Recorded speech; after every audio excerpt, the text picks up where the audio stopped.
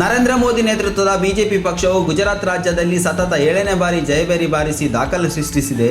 2023ಕ್ಕೆ ಕರ್ನಾಟಕ ಮತ್ತು ಕೊರಟಗೆರೆ ಕ್ಷೇತ್ರದಲ್ಲಿ ಬಿಜೆಪಿ ಪಕ್ಷ ಅಧಿಕಾರದ ಗದ್ದುಗೆ ಹಿಡಿಯಲಿದೆ ಎಂದು ಕೊರಟಗೆರೆ ಬಿಜೆಪಿ ಪಕ್ಷದ ಅಭ್ಯರ್ಥಿ BH ಅನಿಲ್ ಕುಮಾರ್ ವಿಶ್ವಾಸ ವ್ಯಕ್ತಪಡಿಸಿದರು. ಗುಜರಾತ್ ರಾಜ್ಯದ ಚುನಾವಣೆಯ ಗೆಲುವು 2023ಕ್ಕೆ ಕರ್ನಾಟಕ ರಾಜ್ಯ ಚುನಾವಣೆಗೆ ದಿಕ್ಸೂಚಿಯಾಗಲಿದೆ. ಕರ್ನಾಟಕ ರಾಜ್ಯದಲ್ಲಿಯೂ ಬಿಜೆಪಿ ಪಕ್ಷವು ಹೆಚ್ಚು ಬಹುಮತ ಪಡೆದು ಅಧಿಕಾರದ ಗದ್ದುಗೆ ಏರಲಿದೆ ಎಂದರು. ಮತದಾರರು ರಾಜಕೀಯ ನಾಯಕರ ಆಶ್ವಾಸನೆಗೆ ಒಳಗಾಗದೆ ಅಭಿವೃದ್ಧಿ ಪರವಾದ ಸರ್ಕಾರಕ್ಕೆ ಬಹುಮತ ನೀಡಲಿದ್ದಾರೆ ಎಂದು ತಿಳಿಸಿದರು. ಕೊರಟಗೆರೆ ಕ್ಷೇತ್ರದ ಬಿಜೆಪಿ ಮಂಡಲ ಅಧ್ಯಕ್ಷ ಎಸ್ ಪವನ್ ಕುಮಾರ್ ಮಾತನಾಡಿ, ನರೇಂದ್ರ ಮೋದಿ ಮತ್ತು ಅಮಿತ್ ಶಾ ನೇತೃತ್ವದ ಬಿಜೆಪಿ ಪಕ್ಷವು ಗುಜರಾತ್ ರಾಜ್ಯದಲ್ಲಿ ಸತತ 7ನೇ ಬಾರಿ ಐತಿಹಾಸಿಕ ಗೆಲುವು ಸಾಧಿಸಿದೆ. ಕರ್ನಾಟಕ ಮತ್ತು ಕೊರಟಗೆರೆ ಕ್ಷೇತ್ರದಲ್ಲಿ ಬಿಜೆಪಿ ಪಕ್ಷವು ಗೆಲ್ಲಲಿದೆ. 2023ಕ್ಕೆ ಪಕ್ಷವು ಮತ್ತೆ ಅಧಿಕಾರಕ್ಕೆ ಬರಲಿದೆ ಎಂದು ತಿಳಿಸಿದರು. ವರದಿ ಮಂಜುಸ್ವಾಮಿ, ಕೊರಟಗೆರೆ.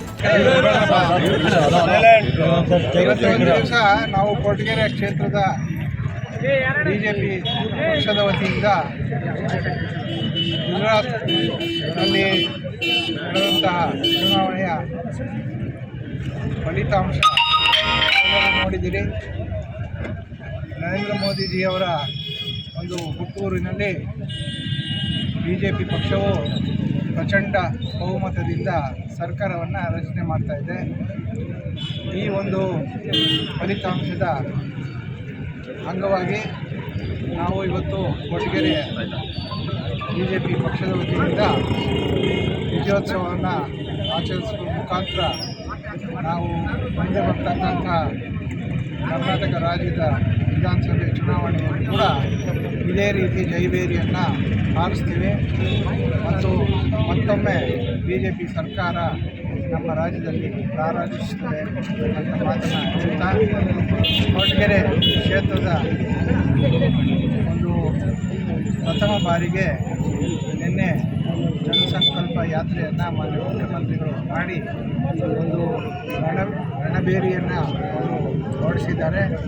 ಅದರ ಪ್ರಯುಕ್ತವಾಗಿ ಕರ್ನಾಟಕ ರಾಜ್ಯದಲ್ಲೂ ಬಿಜೆಪಿ ಸರ್ಕಾರವನ್ನು ರಚನೆ ಮಾಡ್ತೀವಿ.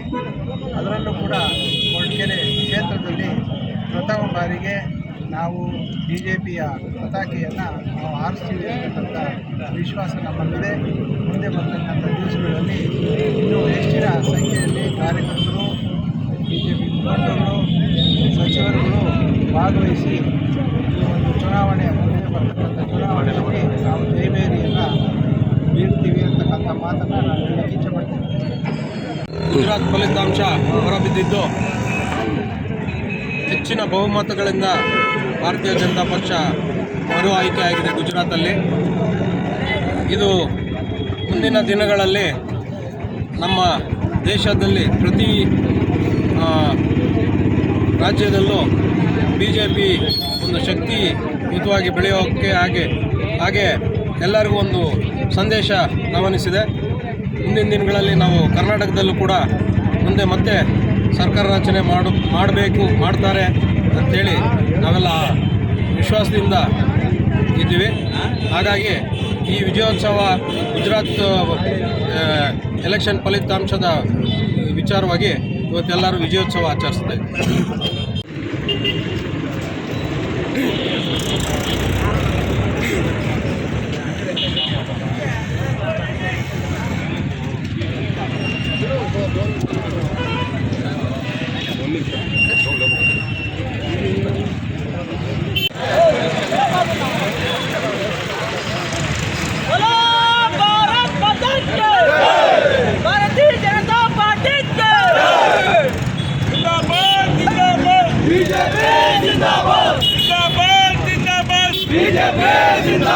बोलो भारत माता की, भारतीय जनता पार्टी की, नरेंद्र मोदी जी के, बोलो भारत माता के, भारतीय जनता पार्टी के, नरेंद्र मोदी जी के, येडियूरप्पा जी के, बसवराज बोम्माई जी के, जय बोलो भारत माता के, जय बोलो